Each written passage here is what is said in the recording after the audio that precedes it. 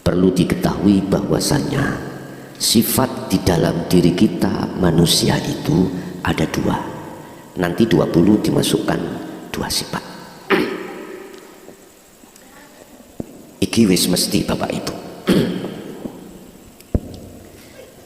Insan manusia itu ada jasad, ada ruh, ngerti nggih? Lah sifat 20 itu kita manusia, ruh kita itu dikasih Allah sifat basariah. Dua adalah sifat basiroh. Basariah, basiroh. Basariah ini ada nafsu dua. Nafsu dua. Satu namanya nafsu nafsiyah.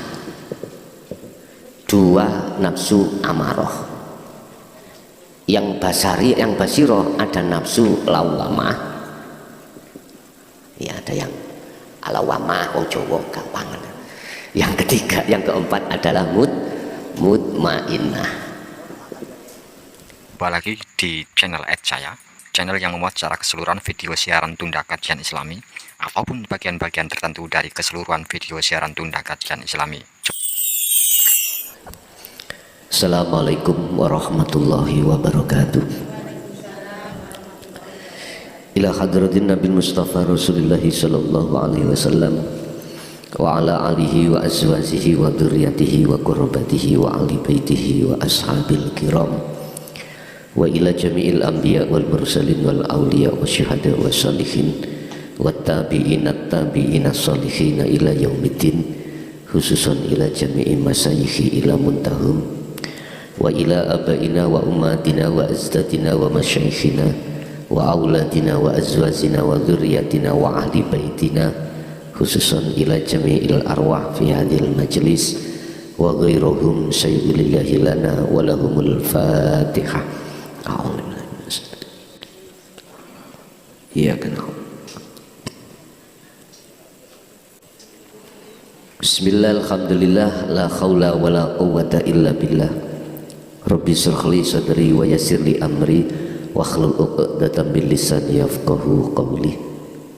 Asyhadu an la ilaha illallah wa asyhadu anna Muhammadan abduhu wa rasuluh. Allahumma shalli wa sallim wa barik alaihi wa ala alihi wa ashabihi ajma'in, amma ba'd.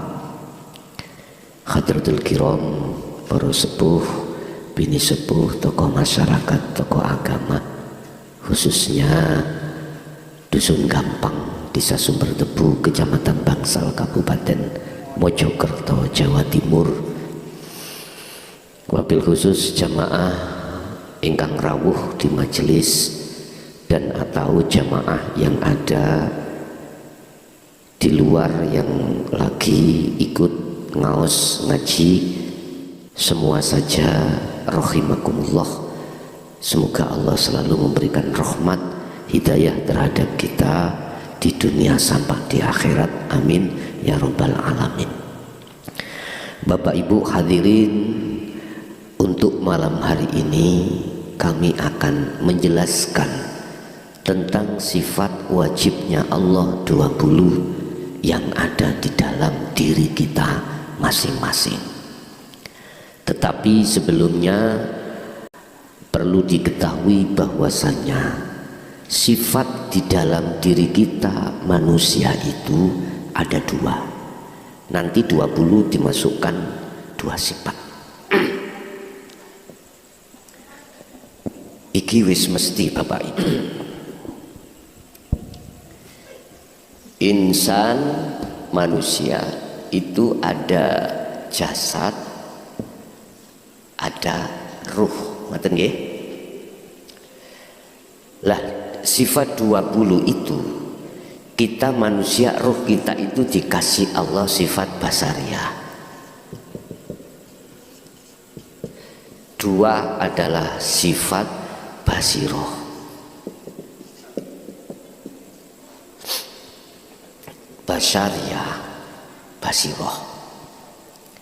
Basariah ini ada nafsu dua. Nafsu dua. Satu namanya nafsu nafsiyah, dua nafsu amarah. Yang basari, yang basiroh ada nafsu lawamah, ya ada yang alawamah, wong Jawa gampang.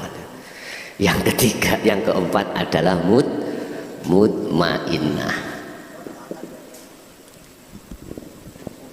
Dulur papat iki ada di dalam diri kita. Ya, kita tidak akan pernah bertemu terhadap dulur papat iki apabila kita tidak kholwat atau kita tidak uzlah, tidak mujahadah. Lah, dulur papat iki sifatnya macam-macam. Yang nafsiyah, nafsu nafsiyah ambek amarah itu selalu mengajak roh ini Bapak Ibu melalaikan terhadap Allah. Innan nafsa la amaratum bisu illama rohima rabbi. Nafsu luru iki ngejalali. Jangankan kita di luar aktivitas sholat 5 waktu, di dalam sholat 5 waktu pun nafsu itu membikin roh ini lalai pada Allah. Yang dimaksud lalai, roh sampean, hati sampean iki tidak sadar, bisanya takbir, ruku, sujud, duduk, membaca Fatihah dan lain sebagainya. Di situ ada Allah yang memperjalankan. Ruh atau hati kita lalai dari Allah. Dibikinlah nafsu itu untuk roh ini beriman, yo karena aku, sebab aku kuat, sebab aku iso maca Fatihah. Nafsu iki mesti ngoten. Estu. Terus di luar sholat kita banyak ngalami aktivitas. Nafsu nafsiyah niki membikin ruh supaya lalai pada Allah. Contoh kita kerja. Contoh kita apapun aktivitas. Nafsu nafsiyah membikin bagaimana ruh kita itu lalai kalau di situ Allah lah, hanya Allah lah yang menggerakkan. Akhirnya apa yang terjadi Bapak Ibu? Lalai kita. Kalau kita sudah lalai, manakala dalam aktivitas itu ada yang nggak kita sukai oleh sifat basariah kita sebagai manusia, nafsu amarah muncul, muring. Contoh, mohon maaf Bu nggih, ibu biasanipun 1 bulan dikasih belanja oleh bapak ikut 3 juta. Lah kok ya. Lah kok bahasa Indonesia ini apa? Lah kok. Hah?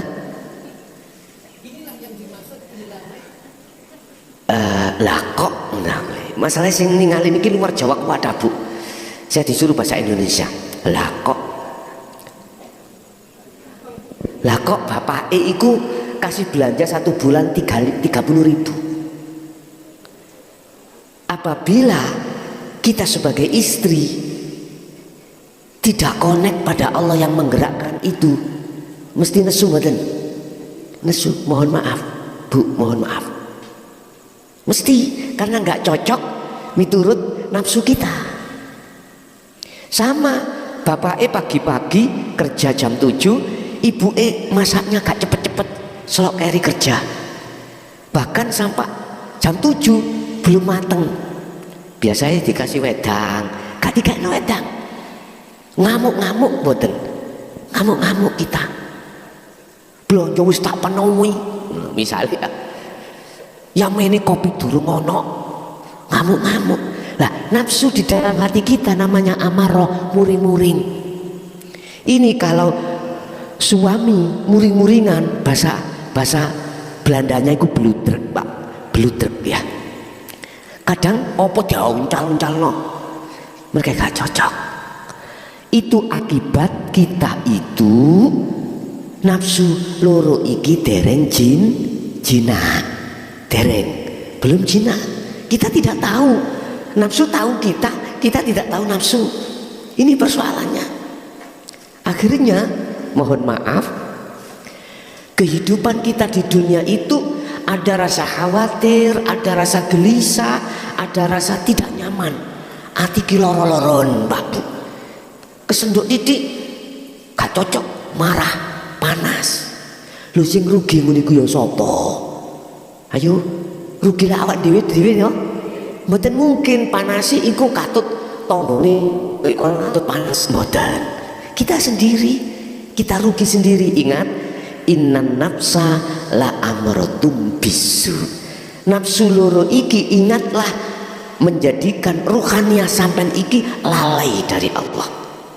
Cuman ayati wonten terus illama rohima rabbi. Ada nafsu yang dirahmati. Siapa itu? Ruh yang di dalam dirinya muncul sifat basiroh. Ning kene ana dulur sampean gandeng-gandeng ayu-ayu loro. Lawamah iki mutmainnah. Nek niki wau kaya emput tong bajil niki. Estu rupane Allah katakan kal an'am balum adol. Nek sing muncul kaya iki nyuwun sewu Pak Bu nggih, semua kita sipati sampai nambah aku hewan. Blegere jasad sih menungso, tapi jerone empu tong bajil. Iku Quran Pak, ulaika kal an'am kal ini isi apa tulisannya lali aku.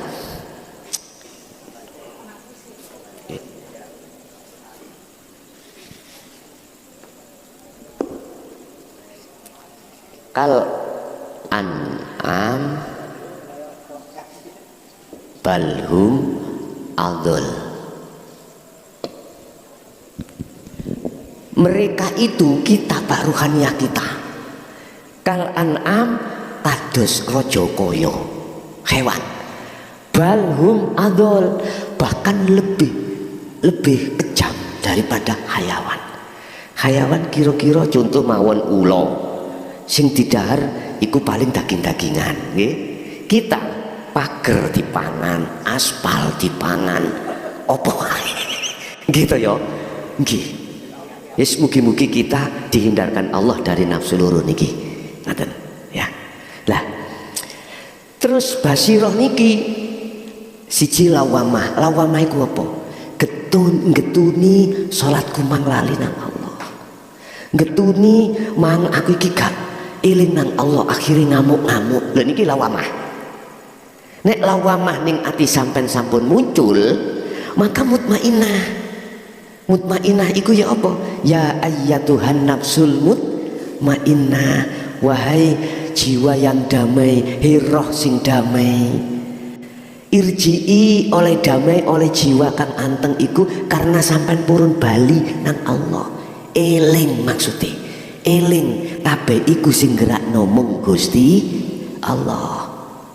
Radiyatan mardiyah, bali sampean kali kula ini karena ridho dan diridani Allah. Apa yang terjadi? Allah katakan fadkhuli fi ibadi wadkhuli jannati. Jannatiku ayem, wis gak ono gelisah, resah, apapun mboten enten. Wis minimal lah waktu sholat, minimal. Lah bisanya kita ruh bisa kembali kepada Allah. Kata Rasulullah, fattabi'uni, ikuti aku. Ngikuti Rasulullah yang bagaimana? Kenal diri, kenalilah dirimu. Apa diri yang mana? Diri roh iki ayo dikenali sifat papat iki. Paham nggih? Pun tak buka mulai dari sifat wujud sampai mutakalimat. Bapak Ibu, sifat wajib Allah niku wonten kali dosa. Wonten 20 ini dibagi menjadi sekawan. Wis. Mengke 20 itu sebetulnya ada di dalam diri kita. Kalau kita rampas itu sifat kita, roh niki dikuasai nafsu nafsiyah lewat sifat basariyah. Nek umpomo roh iki dikuasai nafsu loro iki, akhirnya sifat wujud sampai mutakaliman kita HI,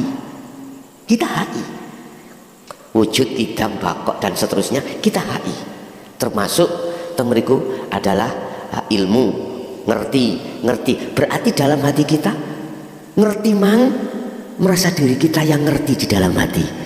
Mboten enten kembali kepada Allah, mboten saged balekno ngertiku iki apa sing duwe ngerti adalah Allah, mboten enten. Niki nek dikuasai sifat basariyah dari nafsu nafsiyah dan amarah. Tapi kalau dikuasai sifat basiroh dalam hati kita, nafsu lawamah dan mutmainnah, mesti balik nang Allah, kabeh wae Gusti Allah. Kita sebetulnya umat Islam khususnya wis sering moto la haula wala quwata illa billah, la haula wala quwata illa billah. Niki lah Quran toh Bu. Tidak ada kekuatan, tidak ada keadaan apapun. Keadaan itu wonten kali enak gak enak. Keadaan enak, bisnisnya lancar, sing didam ada. Pokoknya nggak ada persoalan, enak-enak dong. Terus kondisi keadaan nggak enak, wis bisnisnya hancur, utangi akeh, tiap hari didatangi bank kluyur, jadi nggak berani ada di rumah, lah gak nyaman belas toh Bu ngene iki, wis minggatai, wis. Kan kita sudah ngerti kabeh keadaan itu yang menggerakkan, yang mendatangkan itu hanyalah Allah. Sering kita baca, cuman pengamal praktekin mboten enten. Sebab apa kita nggak bisa mempraktekkan? Padahal setiap saat kita baca, karena kita belum dididik atau kita belum mau mengikuti ajaran Rasulullah di jalur rohaninya, yaitu hakikat menuju makrifat. Kita masih ada di hukum syariat pengajaran yang jasad iki. Ini dulu persoalannya. Makanya saya beranikan diri Pak Bu bahas niki mulai tahun 2000 sebetulnya, karena sudah turun yang namanya surat Al-Hijr ayat 94 sampai 99. Bagaimana Rasulullah ketika saat dulu menyampaikan hal ini? Ternyata di surat itu Rasulullah dengan terang-terangan, artinya tidak sembunyi. Dulu saya 2000 sampai 2006 sembunyi. Nggih, jadi mboten purun kula diundang ngaji bab seperti ini, nggak mau. Saya mau di rumah saja, siapa yang mau silakan datang. Itu pun dengan bahasa yang tidak vulgar, tidak transparan, isaroh. Lah ketika 2007 mulai saya turun di lapangan menjemput bola, karena surat itu sudah turun. Tapi apa yang terjadi?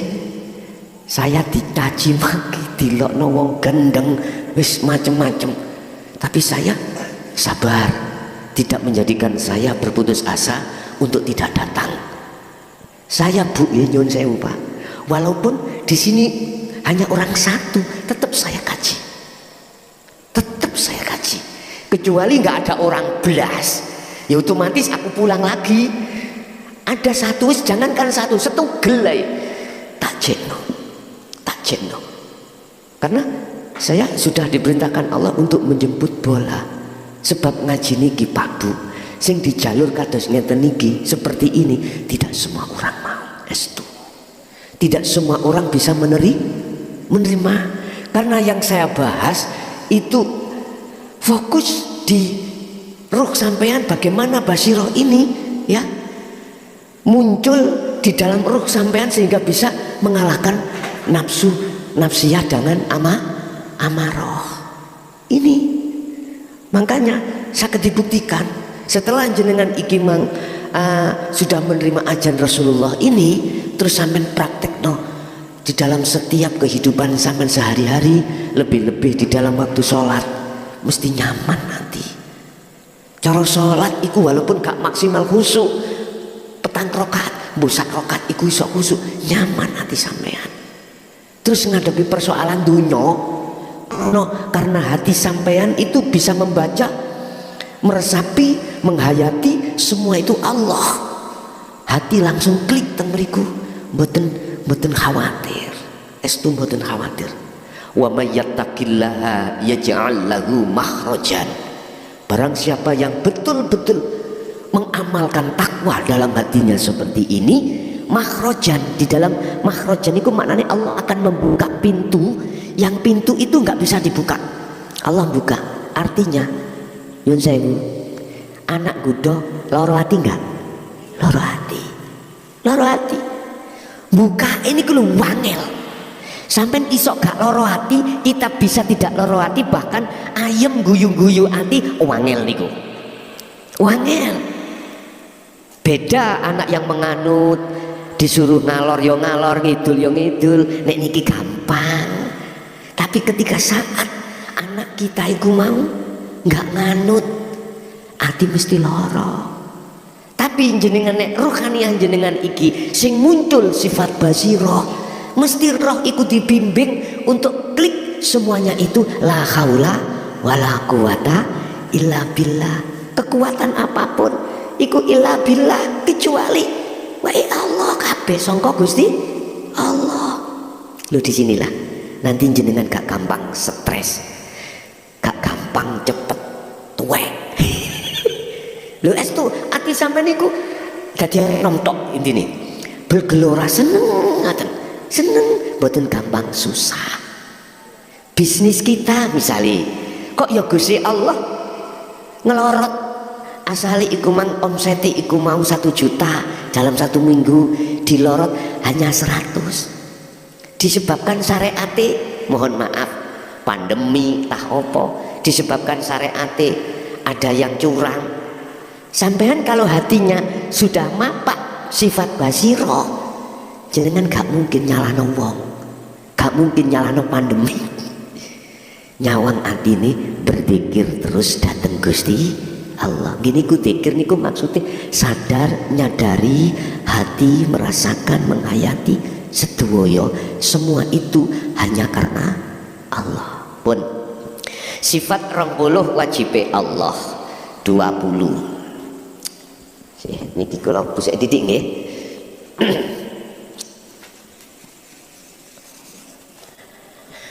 Pertama adalah wujud. Wujud ini jadi sifat nafsiyah Allah. Nafsiyah. Yes. Apa itu sifat nafsiyah? Sifat keesaannya Allah yang wajib ada dan tidak boleh tidak ada. Wujud. Wis kados ngeten iki lak wujud ah, sepidol wujud. Wis rena-rena iki wujud. Jadi yang dimaksud sifat wujud itu sifat wajib yang harus ada pada diri Allah. Terus pundi wujude Allah? Lak ngoten nggih.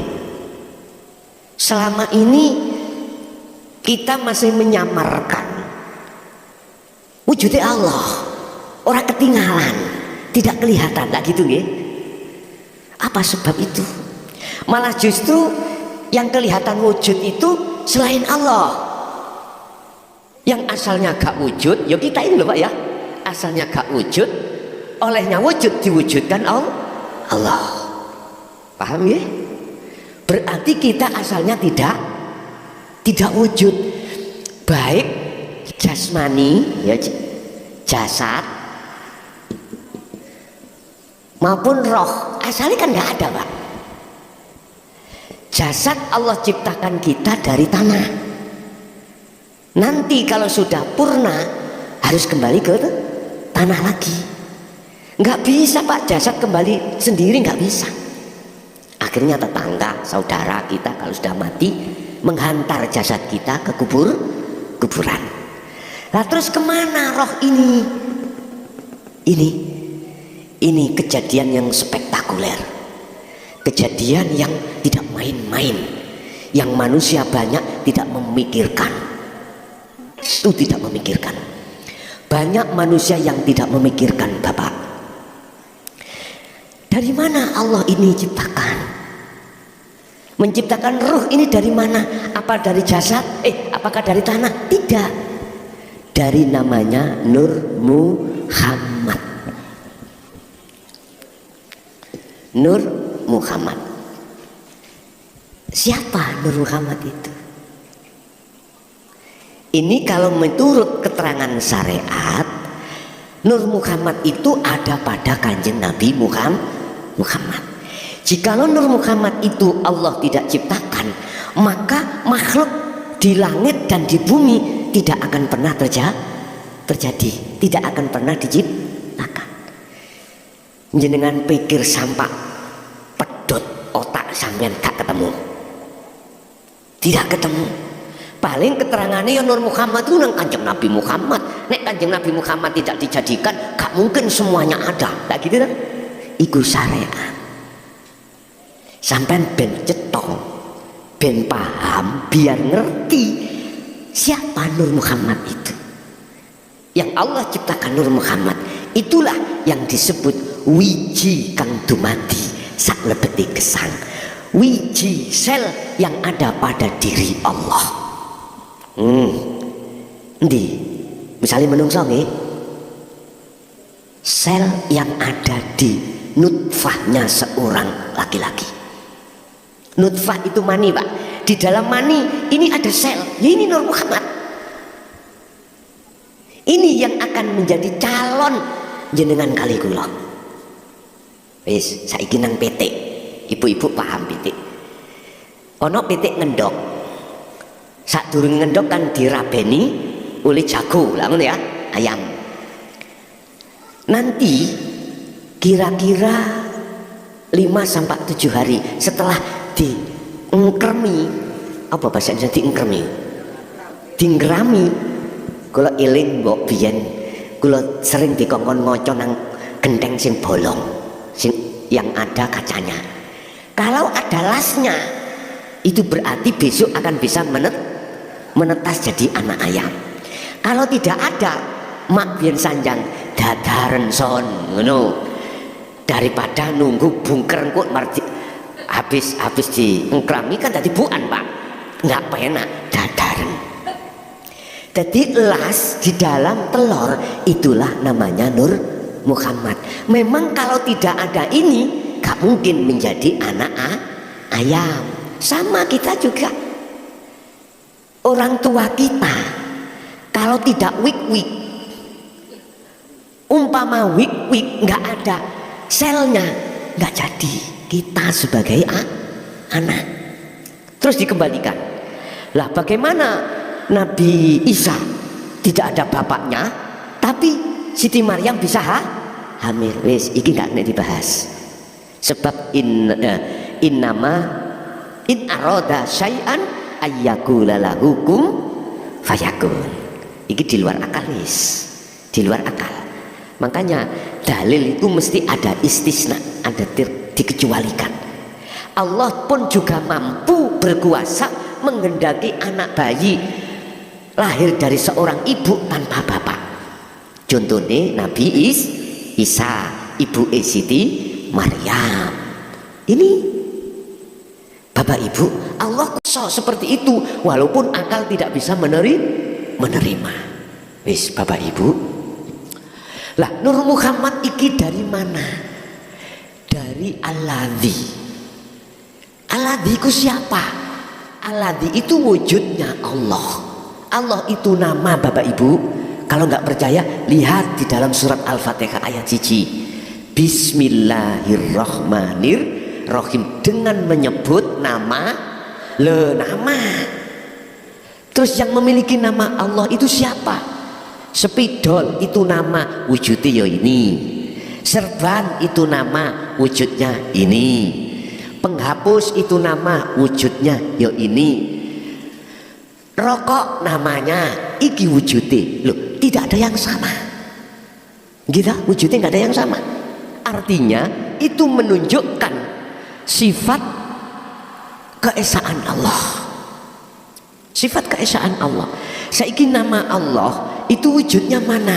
Dibuka di dalam surat Al-Isra ayat 1. Sampai nih hati sampean condong terus sampai subuh iki kuat sampean nih. Mari ngono kula sing remek ya. Kula niki Pak Bu mohon maaf cara akal pewayah estu mendalu kula niki luar kota pagi kerja. Dalu luar kota pagi kerja kados robot. Kula nek umpama saya kalau memakai akal gak mampu Bu kula Pak. Mboten mampu. Estu mboten mampu. Udah karena ini tugas tetap pagi tetap kerja. Bila mboten kuat kerja saking ngantuke wonten kasure mriku kula tilem. Mungkin nek mboten penting, terlalu penting tidak menghadirkan saya, cukup Pak cari, cukup staf-staf saya mampu di situ untuk namanya apa itu ngatasi semuanya. Semua perangkat-perangkat saya mampu semuanya melayani masyarakat. Tapi ada yang di situ harus hadir saya, wong tukaran. Niku masalahnya bersiko nggih. Kalau tidak mampu baru saya digugatangi. Tapi masih tidur hanya satu kali sian. Sebelah mriki wonten kasuri, ngoten. Pun siap lah. Mana surat Al-Isra ayat 1 kula tulisi teng mriki. Subhanalladzi. Niki dilihat dari makna maha suci sopo alladzi. Mboten ditulis Allah. Subhanalladzi asra bi 'abdihi lailan. Lho enggak ada Allah ya. Maha suci. Siapa yang maha suci? Zat. Alladzi niku artinya zat. Zat itu bahasa orang gampang, urip. Urip, hidup.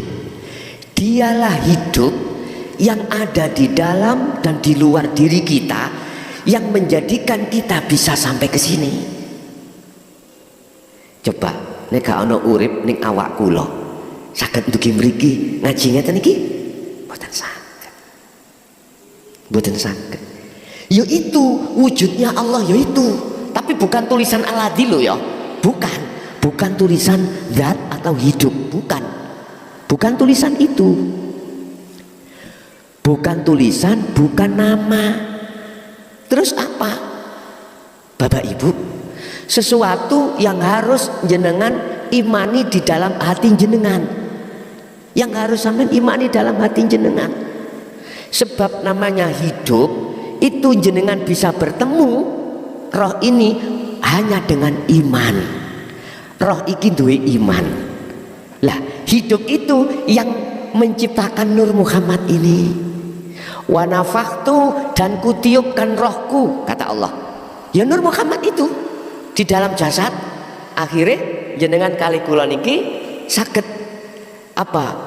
Bayi iku saged obah. Akhirnya ono proses 40 dina jadi getih, jadi daging, akhirnya penyempurnaan barulah sempurna namanya insanul kamil. Pun iki semuanya karena Nur Muhammad memang.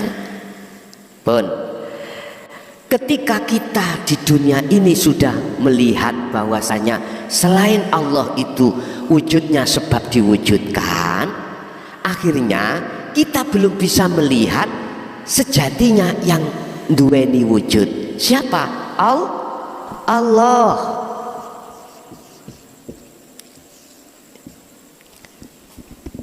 Mengapa kita tidak bisa melihat wujudnya Allah?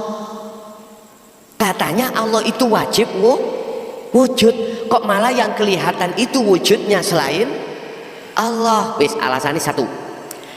Karena sifatnya roh kita itu Pak Bu ditutupi oleh nafsu, nafsiyah dan amarah lewat sifat basariyah. Akhirnya roh punya iman. Selain Allah itu bisa ngaji kayak ngeten iki. Selain Allah bisa lapo-lapo. Iman di dalam hati kita manakala muncul seperti itu, maka jangan harap mripate roh iki bisa mandeng nyawang wujude Gusti mboten saged. Satu. Nomor dua, yang kita gunakan melihat Allah itu kebanyakan manusia dengan mata dohir niki lho. Akhirnya sing ketok iku ya makhluk ngeten iki. Sementara di dalam angin niki hawa gak ketok. Akhirnya ngomong sing kosong iki berisi, sing berisi iku kok kosong. Boleh ngoten. Tolong, Allah itu jangan kau lihat dengan mata dohir. Nek kau melihat dengan mata dohir, yang terjadi ya niki kosong iki, ya ini Allah. Tapi lihatlah dengan mata hati, baru akan tampak wujudnya Allah ini. Yang kita terka kosong ini akhirnya dibalik, Pak. Ini jadi kosong, bangku jadi kosong, serban kosong, wujudi jasad kosong, wujudi roh kosong. Yang ada, yang nyata itu sebetulnya sejatinya yang ada. Kita akan bisa sampai tahu yang ada, yang mesti ada, yaitu Allah. Kita harus kembali kepada Allah.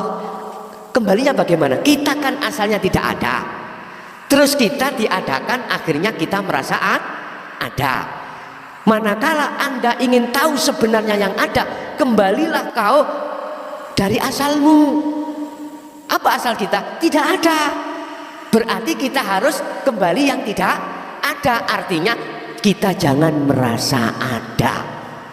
Itu kuncinya. Kalau selama kita makhluk masih merasa ada wujud, nggak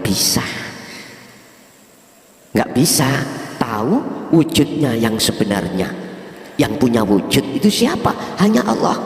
Apa sih sifat wajib itu? Sifat yang harus ada pada diri Allah. Lawan katane wujud itu tidak wujud. Dan sifat tidak wujud itu menjadi sifat wajib kita sebagai makhluk manusia. Tapi mengapa kita merasa wujud? Karena kita diwujudkan oleh Sang Yang Maha Wujud. Gara-gara kita merasa wujud itulah, Pak, akhirnya kita tidak akan pernah tahu sebenarnya yang wujud. Bulet Gus saiki. Wis gak apa-apa. Gak paham, gak apa-apa. Nanti jenengan akan dipahamkan Allah sendiri. Dipahamkan Allah sendiri. Itu dipahamkan. Sampai ngerti, nyun sewu ya. Wong mripate iku mau gak ketok, beto bola nyelundupno nang dom. Saged kira-kira? Mboten saged. Mungkin nek mripate dibuka, saged nggih nglebokno? Saged. Gara-gara meripat iku mang merem, gak iso nglebokno. Mboten saged. Tapi ketika meripat iki dilekno Allah, nyelundupno bola ke dom jarum, mudah. Cuman ada yang dikecualikan. Ada yang dikecualikan. Meripat merem masih peteng iso mlebu. Ada yang dikecualikan. Gak ketok padahal wis kata bahas iku ya. Wis padha gerangi pun. Padha gerang. Wis buntu niku kecuali iku, ngoten lho maksude. Pun Bapak Ibu wis terus balik pada sifat wujud. Jadi tolong belajarlah dalam hati kita merasa tidak wujud, yang wujud cuman Allah. Satu. Nomor dua, sifat 20 dibagi papat. Yang nomor dua adalah salbiyah. Salbiyah itu wujud kidam, bakok nggih, bakok, terus mukhalafatu lil khawadisi qiyamuhu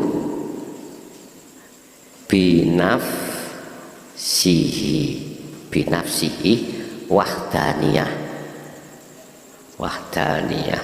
Pun mulai kidam. Oh niki mboten kidam kop.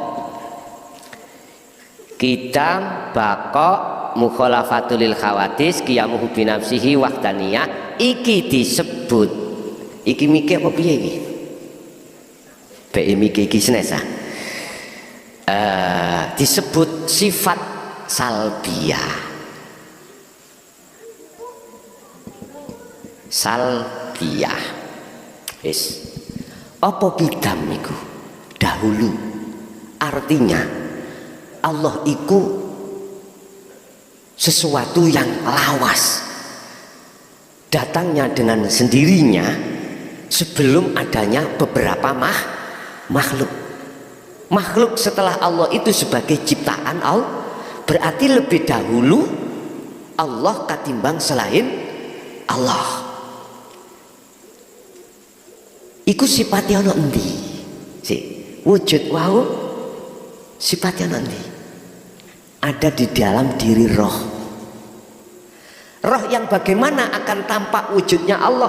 Roh yang sudah fana dari dirinya, roh yang sudah tidak merasa dirinya wujud. Jadi nure Allah wujud iku rupa roh iku sing den sebut. Wis. Terus kita dahulu dhisik endi tekane jasad ambek roh? Dhisik roh. Jasad si anyar Pak Bu. Roh sak alam dunya iki sing durung wujud jasad. Mungkin cara kula putu kula ya, utawa anak kula sing nomor 8. Kula wonten program anak selawe Bu kula niku. Wis muga-muga nyonya sanggup mboten mawon. Niki kan pun 7. Pun 7. Oh cari tambahin nyonya maneh, cari sing buri. Lah nek sing nyonya sing iki pun asik siap yo niki mawon digeleter. Pun di situ Pak. Roh sebelum ditiupkan jasad atau jasad untuk tahun 3000 lah. Roh niki pun wonten. Roh niki sudah ada. Allah katakan dalam satu ayat, alastu birabbikum qalu bala syahidnya. Ternyata roh sampai kali kula waktu zaman azali dulu sudah ada, sudah janji nang Allah. Janjinya apa roh itu? Hanya menyembah, memuja, memuji hanya pada Allah. Wa ma umiru illa liya'budullaha mukhlishina lahuddin. Hanya menyembah. Wa qala aidan wa ma khalaqtul jinna wal insa illa liya'budun. Niki. Ya. Berarti jasad sing durung walaupun belum datang, belum hamil ibunya, rohnya itu sudah disiapkan Allah. Sudah disiapkan. Berarti lebih dahulu roh datangnya daripada jasad. Lebih dahulu roh. Lah, sifat kidam Allah dalam diri kita itu yang mana? Ruhaniyah kita kalau sudah kesebut hidup. Ruhaniyah kalau sudah fana, hilang, tidak ngakui dirinya yang ada, maka disitulah disebut hidup. Seperti halnya gini Pak, ini belum maksudnya wa inna ilaihi rajiun. Kalau roh sudah kembali, laksana seperti ini Pak. Ada air hujan turun dari langit ke lautan. Sebelum sampai ke laut disebut air hujan. Paham dia? Roh sebelum dia bisa sampai terhadap Allah disebut makhluk. Roh itu makhluk. Tapi kalau air ini sudah sampai ke laut, jatuh plek, masih sama sebut air hujan? Bukan. Fana. Syekh Ibnu Athaillah di dalam kitab Hikam yang dijadikan rujukan oleh orang-orang Nadiyin, ini kitab Hikam, mengatakan la ibsarun wa mubsarun wa basarun. Dikatakan orang yang sudah sampai pada Allah kembali, nama roh tidak ada. La ibsar yang menghadap adalah roh itu tadi, nama sudah tidak ada. Wa mubsarun yang dihadap Allah, nama Allah tadi sudah tidak ada nama. Allati tulisan juga tidak ada. Wa basarun, mata untuk melihat itu pun sudah fana. Terus disebut apa? Nggak bisa menyebut, Pak. Nggak bisa menyebut. Yo ini sing dimaksud kitab itu, yang terdahulu. Inilah yang sebetulnya disebut sejatine Allah itu ya kuwi. Dulu nggak berani mbah buyut kita, guru-guru kita jelaskan seperti ini, nggak berani karena takut fitnah, nanti dimusuhi dan sebagainya. Sekarang sudah 2014 loh Pak, berani dibuka 2014 itu terdiri dari 20, dibuka di dalam Al-Quran surat yang ke-20. Surat apa? Surat Toha, 14 ayatnya mengatakan apa ayatnya? Innani anallah la ilaha illa ana fa'budni wa aqimis sholah li dzikri. Artinya sesungguhnya saya ini yang berfirman adalah Allah. Sesungguhnya saya, innani sesungguhnya saya, iku ana yo saya, diulangi kedua kali, sesungguhnya saya juga saya, iku Allahu Allah. Mana hidup tadi Pak dalam diri jenengan berfirman seperti itu, la ilaha illa ana, tidak ada Tuhan kecuali aku. Hidup itu berarti Allah gak jauh Pak ya, gak jauh. Fa'budni hirroh, nyembah nang aku, sujudo mung nang aku, bercinta hanya pada aku, pujalah hanya pada aku. Fa'budni wa aqimis sholah, dan tegakkanlah sholat, li dzikri, semata-mata untuk mengingat padaku. Berarti dilihat dari ayat ini saya mengatakan sholat khusyuk itu wajib. Terserah ada yang mengatakan sunnah, monggo. Tafsir al-mutasabbihat Al-Quranul Qadim wajib. Wajib. Khusyuk itu apa? Hanya ingat pada Allah, hanya sadar dalam dirinya itu Allah. Berarti dia olehnya sholat semuanya karena Allah. Makanya niat setiap sholat kan di belakang ditutup lillahi ta'ala, karena Allah. Tapi mengapa kita selama ini masih ingat pada si doi, ingat pekerjaan, ingat macam-macam? Jawabannya mudah, karena roh kita ini dikuasai sifat basariah lewat nafsu nafsiyah dan amar. Ini Rasulullah mengajarkan dinul haq termasuk sifat 20 ini untuk mendidik sifat basirah jenengan iki kuat terus ngelawan basariah. Akhirnya ruh ini sama-sama menyembah pada Allah. Itu Pak. Bun, lanjut. Bakok iku kekal. Roh iki Pak ya, la yamutu wala yahya, tidak mati tidak hidup, masih kebuku roh. Ini maksudnya Allah itu bako, kekal, tidak mengalami kematian. Ndak. Wis, saya masukkan di dalam diri kita, sing mati itu jasad Pak. Dari tanah kembali ke tanah lagi. Roh ini bertanggung jawab Pak, mboten mati.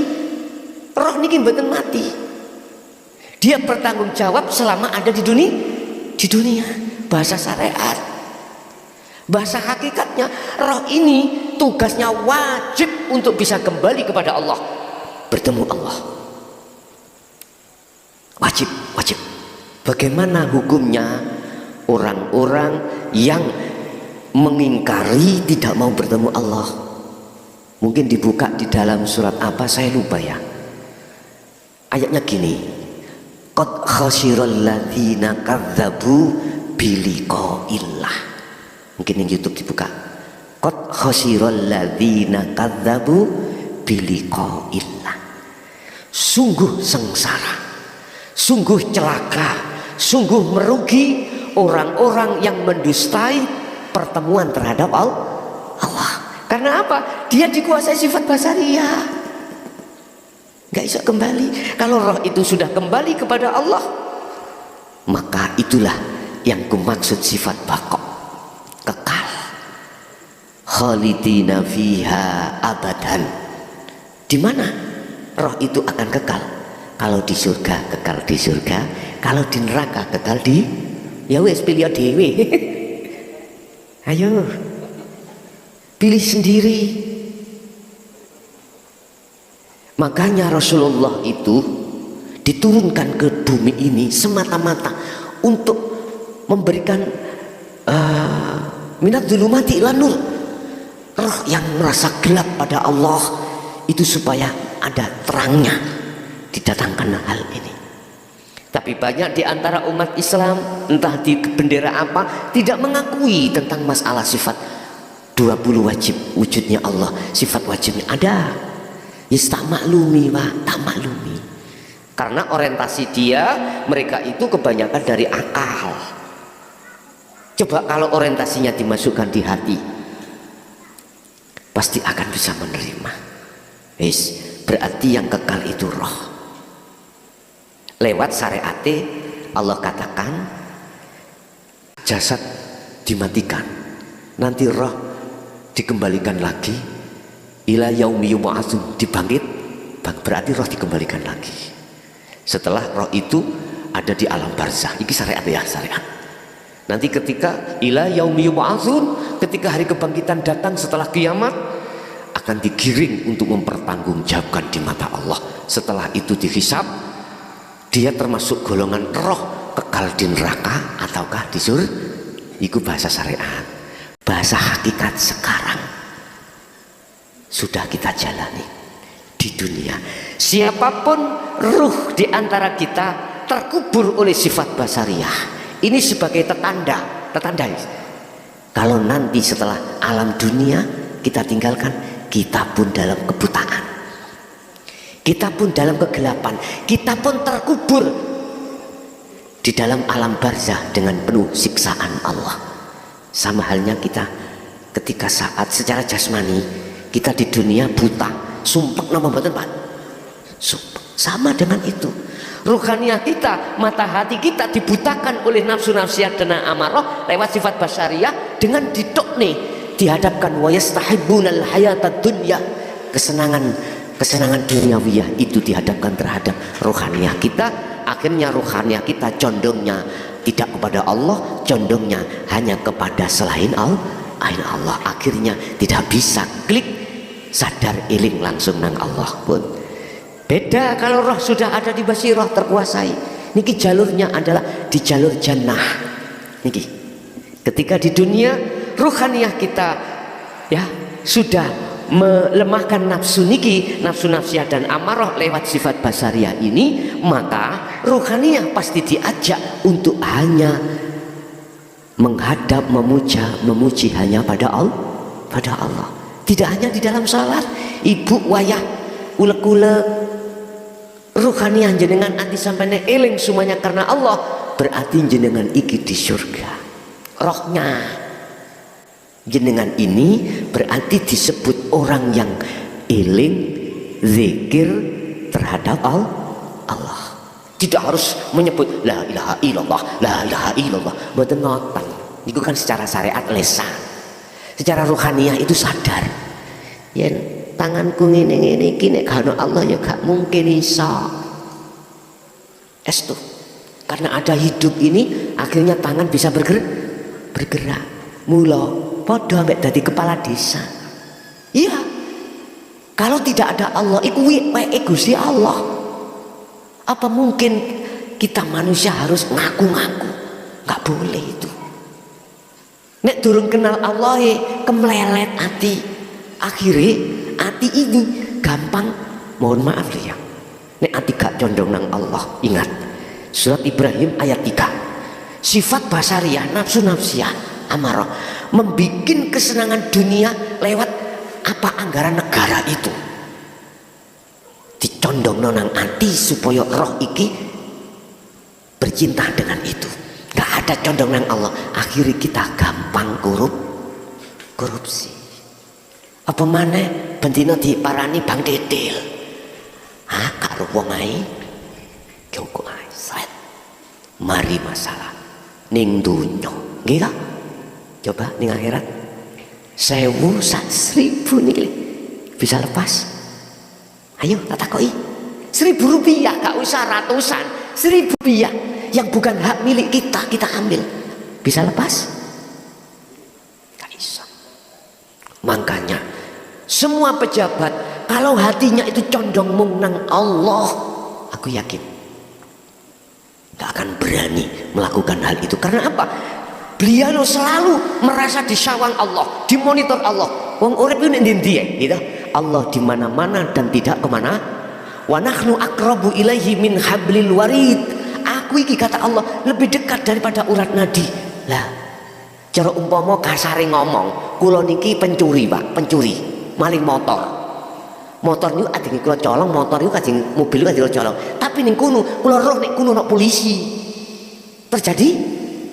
Mboten mungkin. Sama ruhaniyah kita kalau sudah merasa kata Rasulullah anta budallaha ka'annaka taroh. Kalau kau sudah merasa melihat seakan-akan melihat Allah di situ. Lah disinilah nggak mungkin untuk mengeluarkan rasa iman ning ati merasa Allah selalu dekat iki yo gak mudah, paham? Gak mudah kecuali mereka yang sifat basirohnya di dalam ruh ini berjalan, Pak, berjalan. Sifat basiroh niki sifat dimana kita itu selalu ingat pada Allah, itu seperti itu pun. Mukhalafatu lil khawatis, beda dengan makhluknya. Roh iku gak podo, Allah iku gak podo wujude ambek makhluke, ngoten lho nggih. Nah, makane takoni wujude roh iku ya apa? Nek wujude sifate roh, tahu wujude roh iku ya apa? Sik, wujude roh iku bapak ibu. Iki sifat mukhalafatul khawatis Allah yang sudah ada pada diri kita, yang kita sudah dikatakan roh itu kembali pada Allah. Laisa kamislihi syai'un, tidak bisa kau serupakan dengan sesuatu apa yang ada di bumi dan di langit. Kalau bahasa syariat bisa, Pak, wujudi roh iku ya apa? Tergantung nafsu sing muncul. Sipate nek serakah ya persis ula. Nek muring-muringan apa kudu hayawan sing muring-muringan. Mungkin ya monyet, mungkin ya apa? Sipate wujude. Lah, kita masih berupa apa? Lah, disitulah Allah katakan sebelum kau berangkat ke aku, sing raimu kata Allah, sik rupa uloson muklason dandanono, cek rupa asli basiro ganteng iku tak terima. Nek kamu sik rupa uloson ya tak sadu, tak lebono alam barzah gelap peteng gak ono cahaya. Nek kuwi wis gak rupa sifat nafsu-nafsi ambek amarah, dimasukkanlah roh itu sebagai kekasih Allah di dalam alam lahut, tidak di barzah maneh, Pak, alam lahut pun. Qiyamuhu binafsihi, berdiri sendiri, artinya Allah dalam ngopeni makhluk sealam dunya ora tahu ngongkon sapa-sapa, ditandangi sendiri, dikerjakan sendiri. Laksana umpama orang yang lahir saiki, mohon maaf, nanti ada prosesnya, waktu mengkurep dewi, waktu waktu kita duduk sendiri ada waktunya. Gak perkara dikurepno didekno, coba belum waktunya duduk kan nggak bisa. Bayi ket lahir, oke, iki sik proses mengkurep dereng lungguh. Ayo coba lungguh nolak gebelak, berarti berdirinya nanti dengan sendirinya.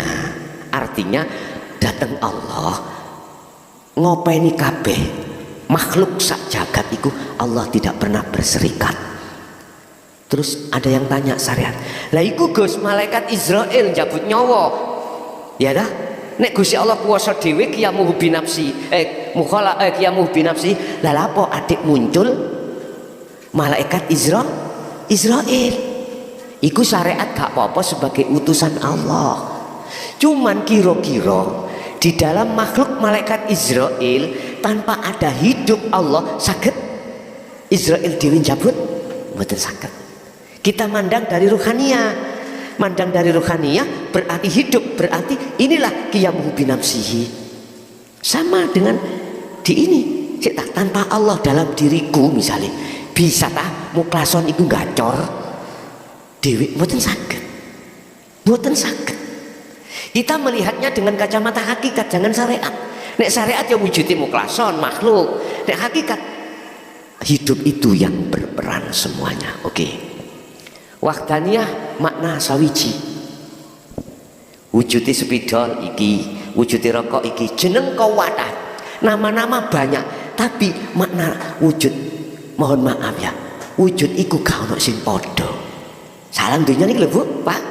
Endi ono sing padha? Gak ada yang sama. Iku menunjukkan sifat wahdaniyah Allah, makna sawiji. Makna sawiji ku piye? Dateng Allah, ya urip iku, Pak. Urip iku bah urip pada diri saya, diri jenengan, makhluk terhadap siapapun yang kesebut hidup. Allah itu yo tunggal iku. Lho ngoten lho. Bisanya kita masuk di situ, otomatis kita harus melalui kholwat nanti.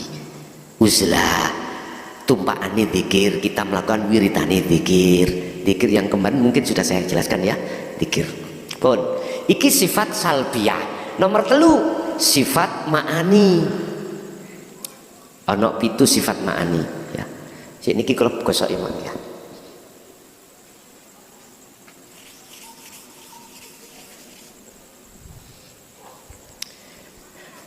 Mulai dene kudrat, iradah, terus kudrat iradah apa? Hah? Ilmu kudrat iradat ilmun hayat sama basor kalam. 7 ini disebut sifat ma'ani. Apa sifat ma'ani itu? Kudrat contoh kekuatan dalam diri sampai dalam berjalan. Ini kan ada unsur kekuatan toh. Kekuatan dalam diri sampai berbicara. Ada kudrat semuanya, melihat dan lain sebagainya. Termasuk irodah, kehendak, kekarepan. Lah, wujud kekarepan, kudrat ilmu ngerti, weruh, hayat hidup, sama mendengar, basor melihat, kalam berbicara. Ya. Itu disebut sifat ma'ani sebagai sifat di mana nyatanya wujudnya Allah, nyatanya wujudnya Allah. Apa ya maksudnya nyatanya wujudnya Allah bagaimana? Gini, tak umpamakan tukang batu. Nek tukangi iku wujud tukangi itu kan manusianya toh Pak ya. Terus gelarnya tukang yang disebut tukang batu itu sebagai gelar. Tukang itu gelar. Berarti mulai kudrat sampai kalam itu gelar. Lah yang memiliki gelar itu siapa? Sifat maknawiyah. Mulai qadiron muridan aliman khayan samian basiron mutakaliman. Nulisnya gak cukup iku mang wis. Jadi mulai qadiron sampai mutakaliman itu adalah isim fa'il atau pelaku, orangnya. Wujud orangnya.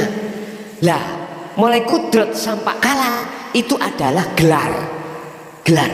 Berarti Allah maha kudrat, Allah maha iradat, Allah maha ilmu, Allah maha hayat, mendengar, basar, melihat, kalam berbicara.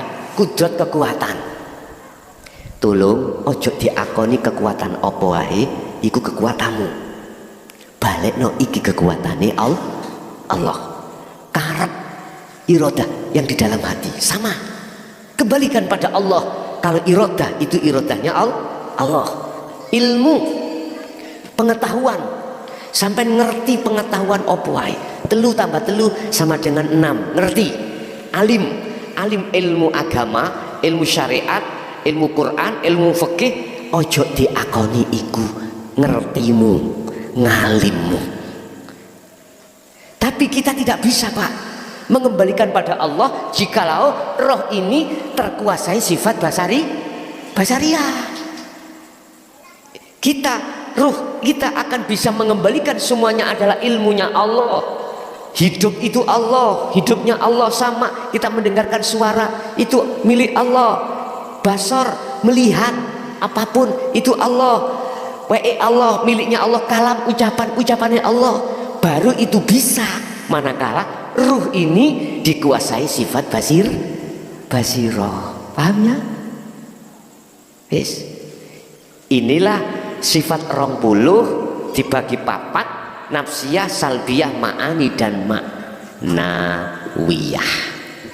Yang ma'nawiyah adalah qadiron apa? Muridan, aliman, samian, khayyan, samian, basiron, mutakaliman. Bus cangkep.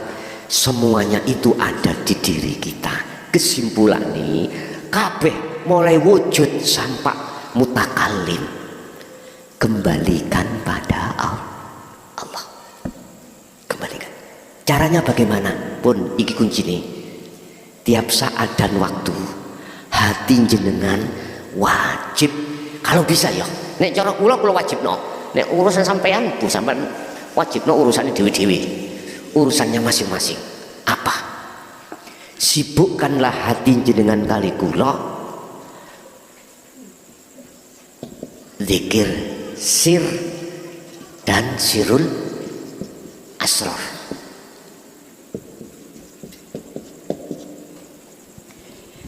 Zikir sir iku napas mlebu metu muni Allahu Allah sambil jenengan ulek-ulek. Gak usah. Ayo manglo apa lah apa sih? Sibuk noe anti Allah sambil sirul asrar. Sirul asrar itu apa? Waktu Allah ruhaniyah sampai iki merasakan kehadiran Allah yang menggerakkan tangan.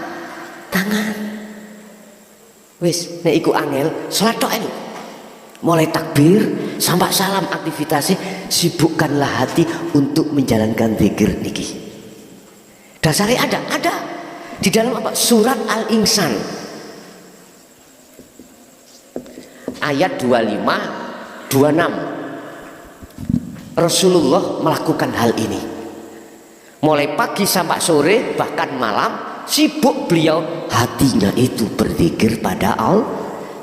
Lah kita sebagai umatnya ya niru contoh semampu kita masing-masing. Kira-kira saged sambil kerja ngoten awangel Pak. Tapi bukan berarti mboten biqadril imkan, udahlah kita semampunya. Yang semuanya itu untuk nggugah dulur sampai niki le. Loro sing turu ngoroh iku lho. Digugah supaya tani ben nglawan nafsu loro iki. Tak ilingno ketika jenengan zikir niki waktu dalu bisa jadi papati muncul ning ngarep sampean. Saged. Tapi muncul semuanya karena Allah. Allah ngetokno teko jasad sampai niki papat iki ono ngarep sampai niku. Nek nafsiyah kadang rupa wedhus, mohon maaf lho ya, sirahe wedhus awake tetep menungso. Makanya apa di dalam Islam itu ada akikoh kok mbeleh wedhus, kok mboten petik ae lah. Apa kok wedhus? Apa tak dorong lho? Sebab awak dosin miskin, lah kaiso akikoh lah. Lah ngoten nggih. Ternyata itu sanepan sifat kita, Bu. Sifat kita. Lah, nek umpama Allah ketika jenengan khalwat iku ditampakkan seperti itu aja mlayu. Wedi nang bojone ndungsel. Jarno. Nanti di situ kadang komunikasi, kadang. Tapi kadang ya ora ditampakkan. Wong perjalanan suluk khalwat iku macam-macam Allah menampakkan. Kadang jenengan ditemukan Nabi Muhammad, ditemukan para malaikat, ditemukan iblis, ditemukan macam-macam. Kadang jenengan mimpi lho Bu, persis. Nek mimpi lah wong turu, lah ngoten nggih. Nek iki sampean kholwat dalam keadaan sadar. Kira-kira wong turu diuber-uber, wong gendeng gua berang, mlayu mboten jenengan? Mlayu nggih. Waktu turu. Tapi bosok sampean ketika kita itu mau bangun, walah mimpi lah ngoten ta. Lah apa nek ngerti mimpi sampean iku mau kok mlayu? Artinya gini Bu, kejadian dalam tubuh kita itu ada rohaniah. Jasad sak jerone jasad, di dalam jasmani kita ada rohani, yaitu bukti. Makanya lewat kholwat itu nanti kita dihadapkan berbagai macam kejadian-kejadian. Kadang kita ditarik Allah, dimasukkan alam kasyaf, masuk di dalam alam malakut, berarti ketemu para malaikat, orang berjubah-jubah, ganteng-ganteng. Nanti bisa dimasukkan di alam jabarut. Kadang kita dimasukkan jabarut isinya neraka, surga. Nek dilebok neraka sampai dilihatkan nangis, dilebok surga guyu, kekal-kekal dan lain sebagainya. Kadang kita dimasukkan lahut, alam lahut, bertemulah para rasul, para kekasih Allah. Lah, dan itu bisa jadi terjadi, bisa terjadi tidak terjadi. Semuanya apa kata Gusti Allah. Sing penting jenengan lekaslah, kembalilah pada Allah. Ruhaniah sampai di dunia ini sebelum datangnya hari yang pasti. Ingat tadi saya katakan surat apa itu? Qad khasiral ladzina kadzdzabu biliqa'illah hatta idza ja'athumus sa'ah baghtatan. Semua manusia ketika saat di dunia yang mendustakan, gak mau kembali kepada Allah, sadarnya dia nanti detik-detik kematian. Di situ. Ini Al-Qur'an loh Pak Bu, gak main-main. Hatta idza ja'athumus sa'ah, dia akan sadar ketika hari pasti itu datang. Bahasa hakikat kematian ini, bahasa syariat as-sa'ah itu adalah hari kiamat. Di situ ada baghdatan, sesuatu yang mengagetkan. Inilah kematian. Dan disitulah ruh ini akan terkejut dan dia ingin kembali ke dunia untuk bertobat, untuk melakukan hal ini Pak, kembali pada Allah. Tapi Allah jawab bagaimana? Al-kasebu utawi kasep alaikum ing atase sira kabeh. Roh wis kasep bagimu. Dulu aku di dunia sudah mendatangkan Muhammad untuk menyampaikan hal ini, tapi kau melengos itu. Sami'na wa asaina, melengos, nggak mau Pak. Wa aktsaruhum la yu'minun. Makanya jangan heran nek wis ngaji babakan iki gur titik. Saya tetap berdoa pada Allah, mereka yang hatinya buta dibuka Allah dengan hidayahnya, sehingga ruhnya itu condong pada Allah. Di tengah-tengah jasad kita makaryo, di tengah-tengah jasad kita nyambut gawe. Harus gitu Pak. Tidak harus orang yang sudah melakukan ini bojo anak donyo brono ditinggal. Lawang sampel itu menurut saya lo ya, menurut saya. Lihat di dalam surat Al-Insan ayat 25-26. Silakan menemui Allah dikala kau kerja, dikala kau sibuk dengan urusan dunia, sebab di situ juga ada Allah. Allah itu gak ono nggon sepi tok, juga ada tempat ramai. Makanya mbah kula dulu Pak, pesen kula disi iku kelas, kalau kau besok itu harus bisa toponggon sepi, juga toponggon rame. Abah senes mbah, kau harus bisa bertapa di tempat sepi, juga bertapa di tempat ramai. Ternyata jawabnya di sini. Al-Insan 25-26. Di tengah kerja itu ramai, jasad kita masih sibuk urusan dunia, disebut ramai. Tapi di situ ada Allah. Rohmu itu harus bertemu hanya pada Allah, condong pada Allah. Bentuk mana? Kita sadar Pak, ruh itu sadar semuanya yang berperan adalah Allah. La haula, iki dalile, la haula wala quwata illa billah. Nggak sepi ya juga begitu. Saya juga dihadapkan Allah, jasad sudah tidak interaksi dengan urusan dunia. waktu sholat. Nah, sudah ditinggalkan semuanya toh. Malam hari udah nggak ada apa-apa. Tahajud udah langsung. Sak mampu panjenengan.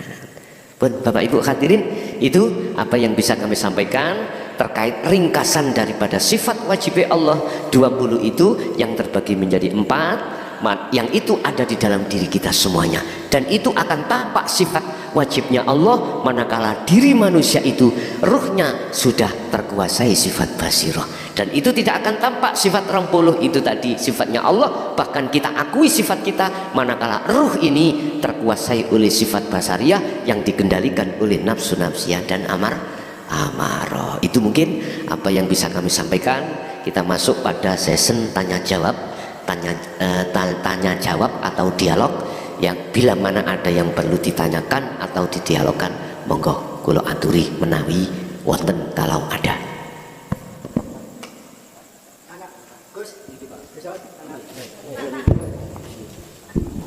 Assalamualaikum warahmatullahi wabarakatuh. Saya mau tanya Pak Guson, masalah Nur Muhammad. Nur Muhammad, ya. Nur Muhammad itu sebagai orang Islam harus percaya. Harus percaya. Ya. Tapi kalau dari agama lain, di mana Guson? Nah, ini saya pertanyakan. Ya, Assalamualaikum warahmatullahi wabarakatuh. Waalaikumsalam warahmatullahi wabarakatuh. Di dalam umat Islam ya, saya ngomong umat Islam dulu, kacamata syariat, Nur Muhammad itu terletak pada kanjeng Nabi Muhammad. Salam syariat ya. Tapi di dalam kacamata hakikat, Nur Muhammad itu yaitu wiji yang terjadi pada hidup itu Allah. Memang ya wajib percaya, tetap wajib percaya.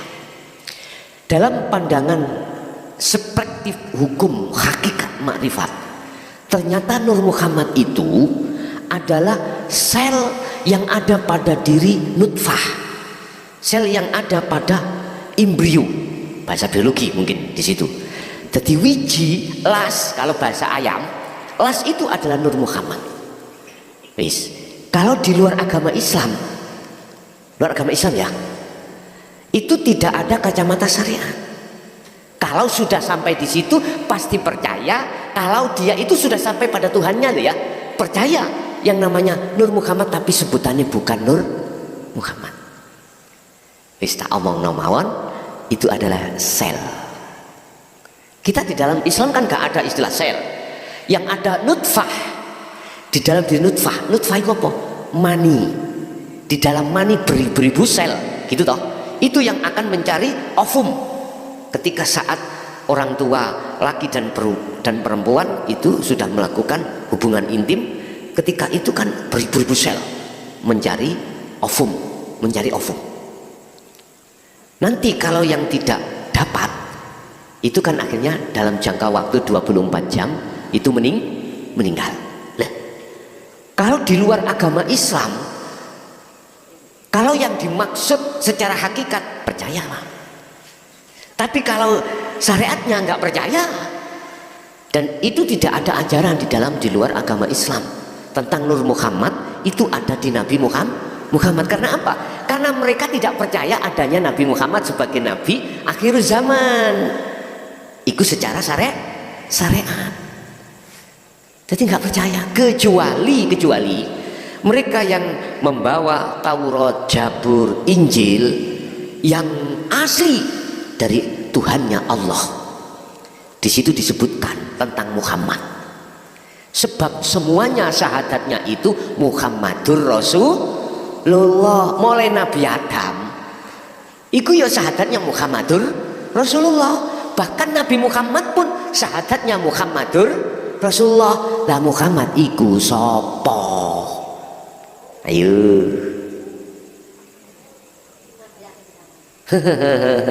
Kalau kita pakai kacamata syariat, berarti Nabi Muhammad bin Abdullah. Ismuhu Ahmad. Dalam Al-Quran ismuhu namanya Ahmad. Beliau Muhammad bin Abdullah.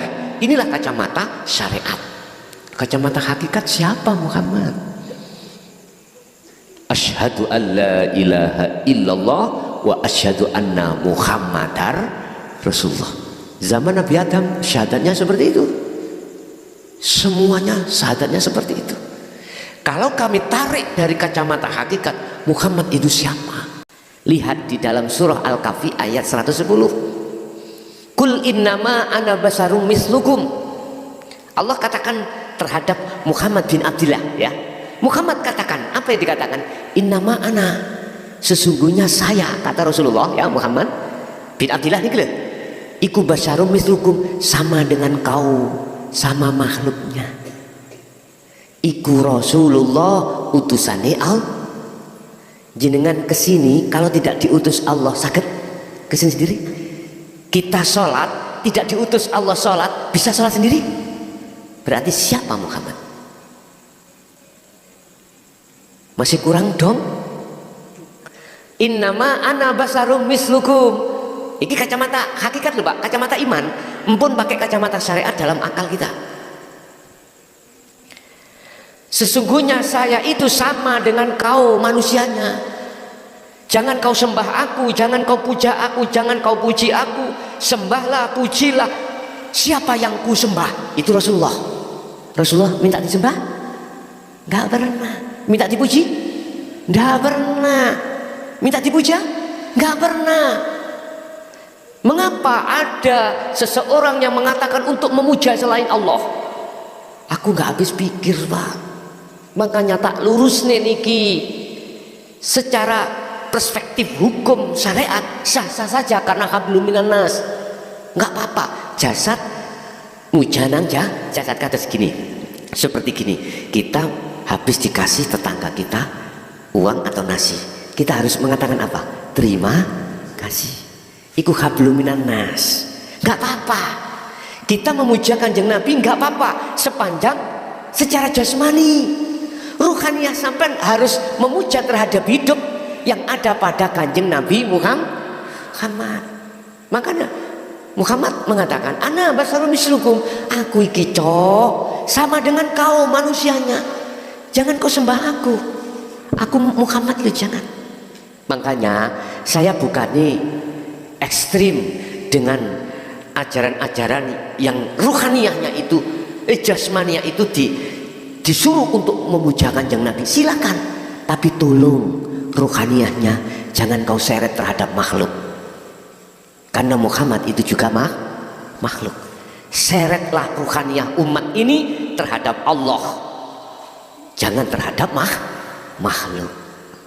Ini saya kasih nasihat,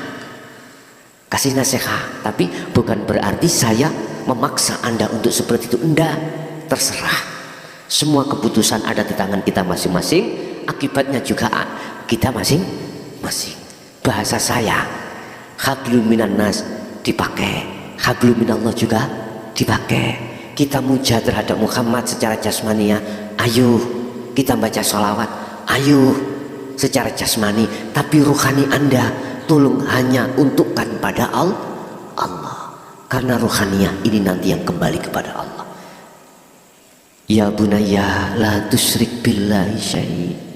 Tolong anak putuku Nabi Ibrahim, jangan pernah kau menyekutukan Allah dengan sesuatu. Artinya iman kita Pak, penyembahan roh kita cukup hanya Allah, jangan pada Allah selain Allah. Cukup bercinta ruhaniyah hanya pada Allah, jangan selain Allah. Itu loh maksudnya jatuhnya itu di situ.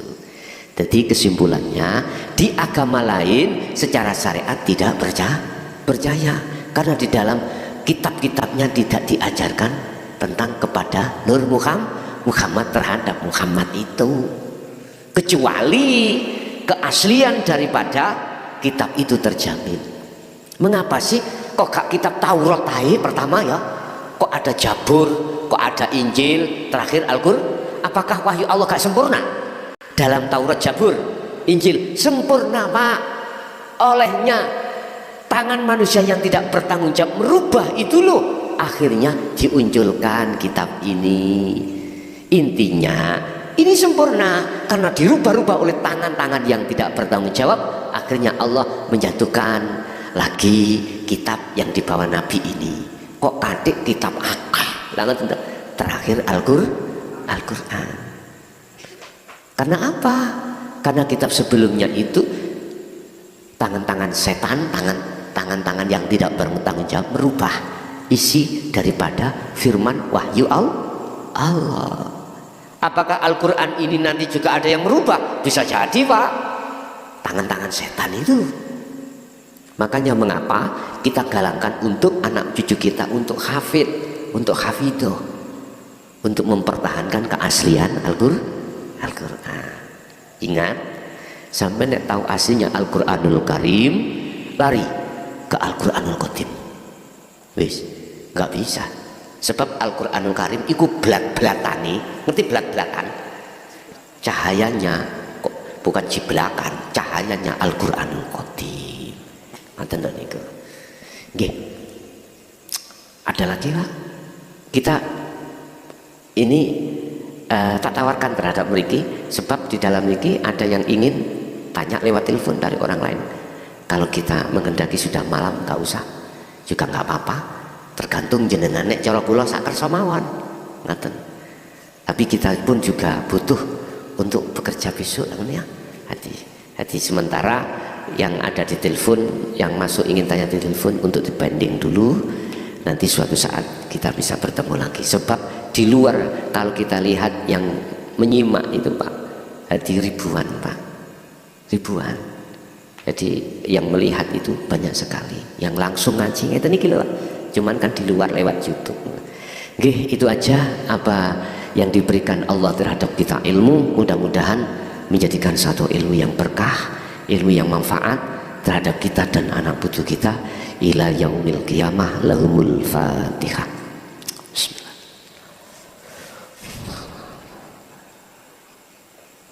Kurang lebihnya minta maaf. Akhirul kalam. Assalamualaikum warahmatullahi wabarakatuh. Terima kasih telah menonton. Jika video ini dirasa cukup menarik dan bermanfaat, jangan lupa subscribe, like, dan share. Sampai jumpa lagi di video-video berikutnya.